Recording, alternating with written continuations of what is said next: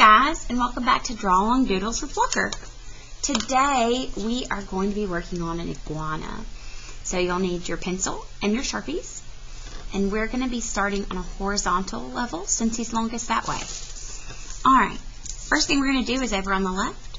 We're going to come a little bit from the edge, and we're going to go up to the right with a diagonal line. Now that line is just to get me kind of started. I'm going to make a gentle bump for the nose, and then I'm going to come and make a big bump for the eye. Alright, I'm going to curve that bump down, stretch it out, and stop. To make the bottom of the top part of his head, I'm going to come to that point again, and I'm going to curve over and down, almost like I was doing water coming out of a fountain. And then I'm going to come up and I'm going to connect these two.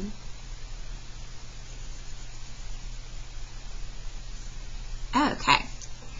Now I need to make his body. So I'm going to start by making the bottom of his mouth. It's going to make a nice big U shape. It's going to be shallow so that it's not too far from this point. And it's going to go up. Then I'm going to make his folds and his skin. So a little bit behind the point on that line, I'm going to come up and make a second line and a third line. Because iguanas have lots of rough skin, so we want to show that in our drawing. Alright, at the point, we're going to come and make a line that goes ever so slightly up, like we were just petting along his back. And then we're going to come and curve downwards. We're going to give him a nice long tail. We're going to let it come around. So, kind of like a sideways candy cane. Now, to make his belly, we're going to stretch down and get it a little bit curved. So, he's had a good lunch. He's full. And then we're going to curve this a little bit more tightly than the last one so that it starts to make a tail that gets smaller in its width. Okay. I'm feeling like this got a little bit too thick right here. I'm going to come and adjust that. And just like always, you guys can make adjustments. I always recommend making your adjustments in pencil and not erasing them until after you've done that, because that way you can see what you did before and kind of base it off that. Okay, now he needs some feet. Obviously the feet closest to us will be in front. So I'm going to take my line up into that body. I'm just going to do simple feet. I'm just going to do out and around and up. And to make a second foot, we'll be able to see it behind. It's going to bump and go up. You'll notice the bottom of the feet are slightly higher in the back. Alright, now let's give him his back feet. Come to the back of his belly, making almost like a little boot shape, and then coming up. And because things that are further back start to go towards a disappearing vanishing point, we're going to come and put this one, we'll be able to see the front. So we're going to imitate that curve, but a little bit smaller, and make it stop higher. I'm going to draw a line to separate his toes. And there we go. Alright, now we need his eyes. Lizards and iguanas have the big eyes. We're going to go around. We're going to get the pupil inside there. And we're going to give him little lines that follow out around his eye just slightly so that we can see where his eye would be hooded to protect it. We're going to come and give him his little beard.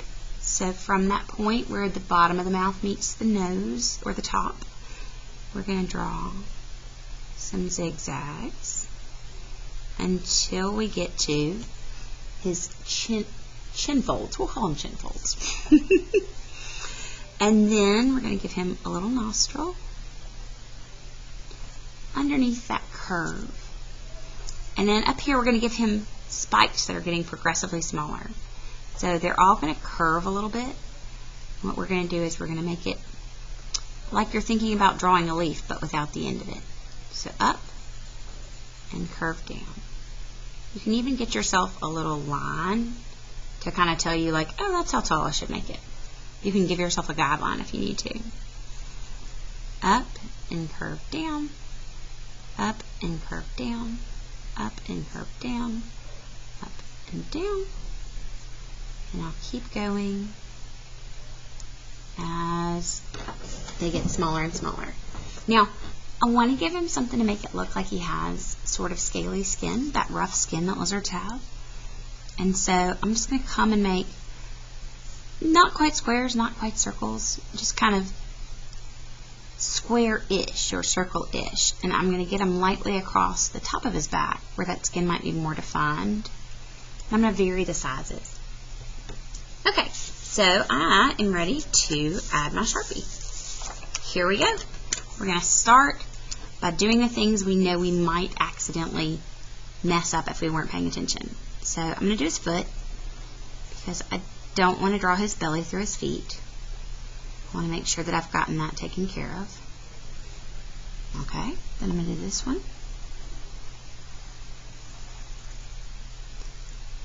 Got it.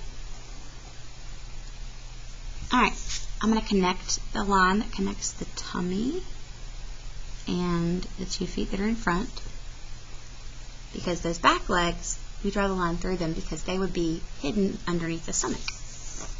Then we're going to come and draw the front.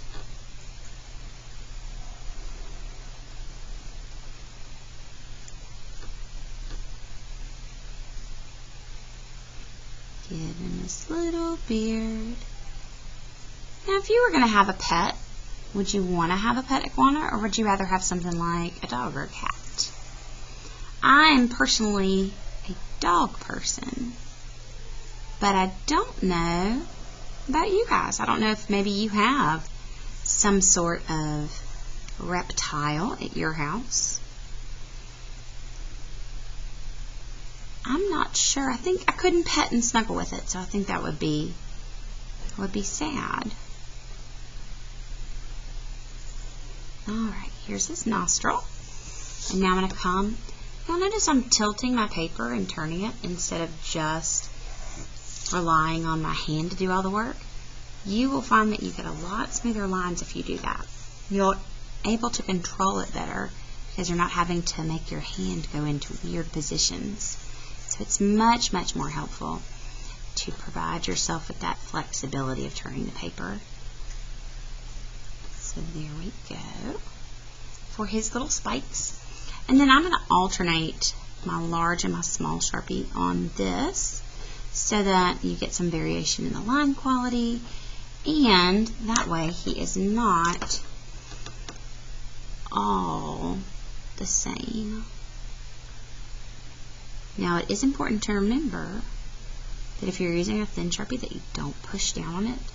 You should just be dragging across paper and it should be able to make them work. Alright, now that I've got this, I can erase my pencil and I can go and add color. It's great to see you guys again. Have fun with your iguanas.